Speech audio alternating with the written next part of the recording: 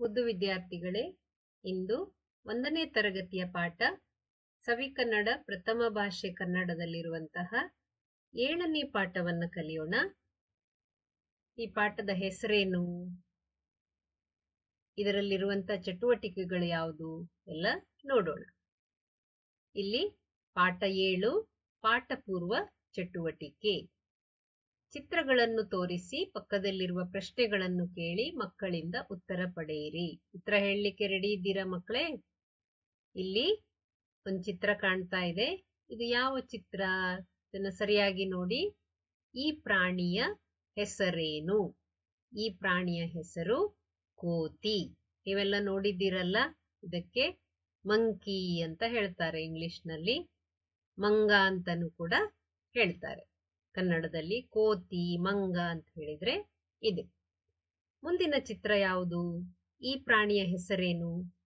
ಈ ಪ್ರಾಣಿಯ ಹೆಸರು ಅಳಿಲು, ಇಣಚಿ ಅಂತ ಕರೀತಾರಲ್ಲ ಆ ಪ್ರಾಣಿ. ಈ ಪ್ರಾಣಿಯ ಹೆಸರು ಅಳಿಲು. ಈ ಪ್ರಾಣಿಯ ಹೆಸರು ಕೋತಿ. ಈ ಚಿತ್ರದಲ್ಲಿರುವುದೇನು? ಈ ಚಿತ್ರ ಕಾಣ್ತಾ ಇದೆಯಾ? ಇಲ್ಲೇನಿದೆ ನೋಡಿ. ಇದು ಮರ. ಹಾಗೆ ಇಲ್ಲಿಬ್ರು ಆಟ ಆಡ್ತಾ ಇದ್ದಾರಲ್ಲ. ಏನ್ ಆಟ ಆಡ್ತಾ ಇದ್ದಾರೆ? ಈ ಚಿತ್ರದಲ್ಲಿರುವುದೇನು? ಇದು ಜೋಕಾಲಿ. ಹಾಗಾದ್ರೆ ಪಾಠ ಶುರು ಮಾಡೋಣ ಮಕ್ಕಳೇ. ಈಗ ಪಾಠ 7 ಕೋತಿ ಮತ್ತು ಅಳಿಲು. ಪಾಠವನ್ನೊಮ್ಮೆ ಚೆನ್ನಾಗಿ ಓದೋಣ, ಆಮೇಲೆ ಅದರ ಅರ್ಥ ತಿಳ್ಕೊಳ್ಳೋಣ. ಇಲ್ಲಿ ನೋಡಿ, ಯಾರಿಲ್ಲಿ ಕೂತಿದ್ದಾರೆ? ಇವರನ್ನು ನೋಡಿದ್ದೇವಲ್ಲ ನಾವು. ಯಾರಿವ್ರ ಹೆಸರೇನು? ಕೋತಿ. ಇದ್ಯಾರಿದು? ಇದು ಅಳಿಲು. ಕೋತಿ ಮತ್ತು ಅಳಿಲು ಹೇಗಿದ್ದಾರೆ ಅವರಿಬ್ರು ನೋಡೋಣ. ಇಲ್ಲಿ ಒಂದು ಕೋತಿ ಮರದ ಮೇಲೆ ಕುಳಿತಿತ್ತು. ಆ ಕೋತಿಯ ಬಾಲ ತುಂಬಾ ಉದ್ದವಿತ್ತು. ಅದು ನೆಲದವರೆಗೆ ನೇತಾಡುತ್ತಿತ್ತು. ಏನಾಗಿತ್ತಿಲ್ಲಿ? ಒಂದು ಕೋತಿ. ಈ ಕೋತಿ ಎಲ್ಲಿ ಕೂತಿದೆ ನೋಡಿ? ಮರದ ಮೇಲೆ ಕುಳಿತಿತ್ತು. ಆ ಕೋತಿಯ ಬಾಲ ಎಷ್ಟುದ್ದ ಇದೆ ನೋಡಿ. ಆ ಕೋತಿಯ ಬಾಲ ತುಂಬಾ ಉದ್ದವಿತ್ತು. ಅದು ನೆಲದವರೆಗೂ ನೇತಾಡುತ್ತಿತ್ತು. ಅಂದ್ರೆ ಉದ್ದ ಆಗಿರೋದ್ರಿಂದ ಮರದ ಮೇಲೆ ಕೂತಾಗ ಕೋತಿಯ ಬಾಲ ನೆಲದವರೆಗೆ ತಾಗ್ತಾ ಇತ್ತು. ಒಂದು ಅಳಿಲು ಕುಣಿದಾಡುತ್ತಾ ಅಲ್ಲಿಗೆ ಬಂದಿತು. ಅದು ಕೋತಿಯ ಬಾಲ ನೋಡಿತು. ಅಲ್ಲಿಗೆ ಮರದ ಹತ್ತಿರ ಒಂದು ಅಳಿಲು ಕುಣಿದಾಡ್ತಾ ಬರ್ತದೆ. ಅದು ಕೋತಿಯ ಬಾಲವನ್ನ ನೋಡಿತು. ಈ ಜೋಕಾಲಿ ಎಷ್ಟು ಚಂದ ಎಂದು ಯೋಚಿಸಿತು. ಯಾರು ಯೋಚಿಸಿದ್ರು? ಅಳಿಲು ಇದನ್ನ ನೋಡ್ಕೊಂಡು, ಮಂಗವನ್ನ ನೋಡ್ಕೊಂಡು, ಈ ಜೋಕಾಲಿ ಎಷ್ಟು ಚಂದ. ಮಂಗ ಬಾಲವನ್ನ ನೆಲದವರೆಗೆ ಬಿಟ್ಕೊಂಡು ಕೂತಿತ್ತಲ್ಲ, ಅದು ಅಳಿಲಿಗೆ ಜೋಕಾಲಿಯ ರೀತಿ ಕಾಣಿಸಿತು. ಆಗ ಅಳಿಲಿಗೆ ತುಂಬಾ ಖುಷಿ ಆಯ್ತು. ಓ, ಜೋಕಾಲಿ ಎಲ್ಲಿದೆ ಅಂದ್ಕೊಂಡು ಈ ಜೋಕಾಲಿ ಎಷ್ಟು ಚಂದ ಎಂದು ಯೋಚಿಸಿತು.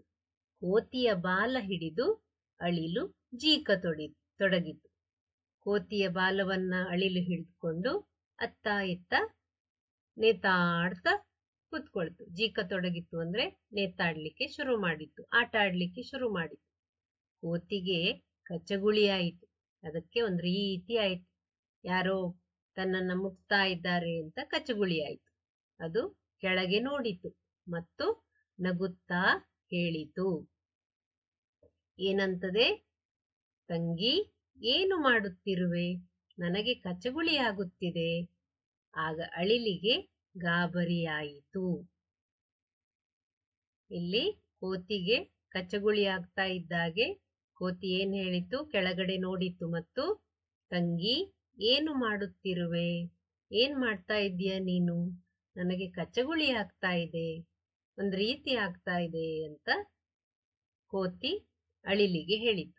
ಆಗ ಅಳಿಲಿಗೆ ಗಾಬರಿ ಆಯ್ತು, ಭಯ ಆಯ್ತು. ಅಳಿಲಿಗೆ ಏನ್ ಮಾಡ್ತದಪ್ಪ ಈ ಕೋತಿ ಅಂತ ಅಳಿಲಿಗೆ ಗಾಬರಿ ಆಯ್ತು. ಮಂಗಣ್ಣ, ಇದು ನಿನ್ನ ಬಾಲವೇ? ಜೋಕಾಲಿ ಎಂದು ತಿಳಿದು ಜೀಕುತ್ತಿದ್ದೆ. ನನ್ನನ್ನು ಕ್ಷಮಿಸು ಎಂದು ಹೇಳಿತು. ಬಾಲವನ್ನು ಬಿಟ್ಟಿತು. ಆಗ ಅಳಿಲು, ಮಂಗಣ್ಣ, ಇದು ನಿನ್ನ ಬಾಲವೇ? ನನಗೆ ಗೊತ್ತೇ ಆಗ್ಲಿಲ್ಲ. ನಾನು ಜೋಕಾಲಿ ಎಂದು ಇದರಲ್ಲಿ ಆಟ ಆಡ್ಲಿಕ್ಕೆ ಶುರು ಮಾಡಿದೆ. ದಯವಿಟ್ಟು ನನ್ನನ್ನು ಕ್ಷಮಿಸು ಎಂದು ಬಾಲವನ್ನ ಬಿಟ್ಟಿತು. ಯಾರು? ಅಳಿಲು ಬಾಲವನ್ನ ಬಿಟ್ಟಿತು. ಅಳಿಲು ಓಡಿ ಹೋಗಿ ಮರದ ಕೊಂಬೆಯನ್ನ ಏರಿತು.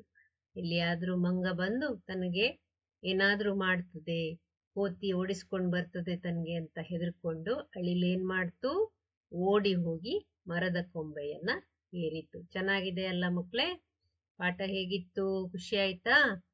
ಈಗ ಯಾವ್ಯಾವ ಪದಗಳನ್ನ ಕೇಳಿದ್ದೇವೆ ನೋಡೋಣ.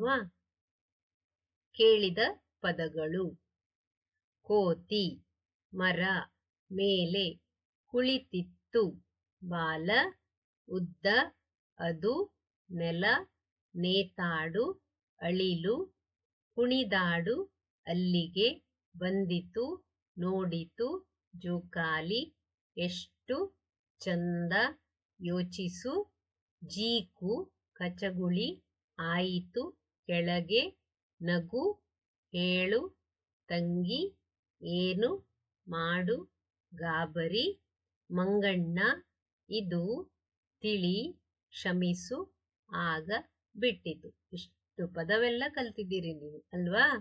ಪುನಃ ಇದನ್ನೊಮ್ಮೆ ಓದ್ಕೊಳ್ಬೇಕು. ಹಾಗೆ ಮುಂದಿನದ್ದೇನು ನೋಡೋಣ. ಪದಗಳ ಅರ್ಥ: ಗಾಬರಿ, ಹೆದರಿಕೆ, ಕ್ಷಮಿಸು, ಅಪರಾಧವನ್ನು ಮನ್ನಿಸು.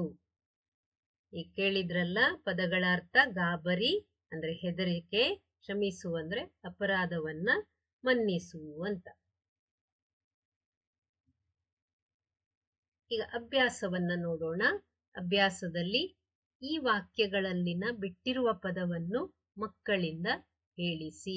ಪಾಠ ಕೇಳಿದ್ದೀರಲ್ಲ, ಈಗ ಉತ್ತರ ಹೇಳಬೇಕು. ಎಲ್ರೂ ರೆಡಿ ಇದ್ದೀರಲ್ಲ? ಪ್ರಶ್ನೆ ಹೀಗಿದೆ. ಮೊದಲನೇ ಪ್ರಶ್ನೆ: ಒಂದು, ಆ ಕೋತಿಯ ಬಾಲ ಡ್ಯಾಶ್ ಉದ್ದವಿತ್ತು. ಆ ಕೋತಿಯ ಬಾಲ ತುಂಬಾ ಉದ್ದವಿತ್ತು.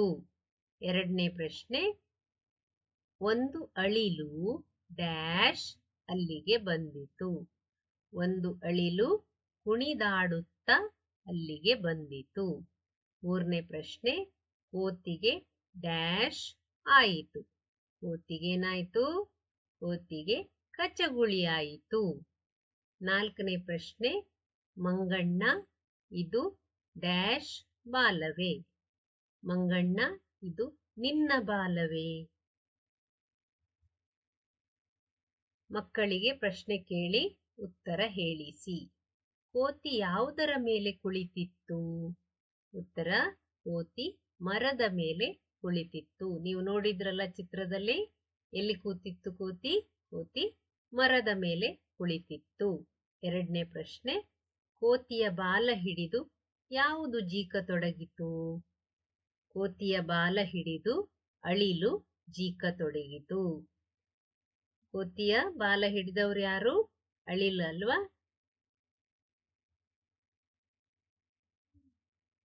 ಪ್ರಶ್ನೋತ್ತರಗಳನ್ನ ಸರಿಯಾಗಿ ಬರ್ಕೊಳ್ಳಿ.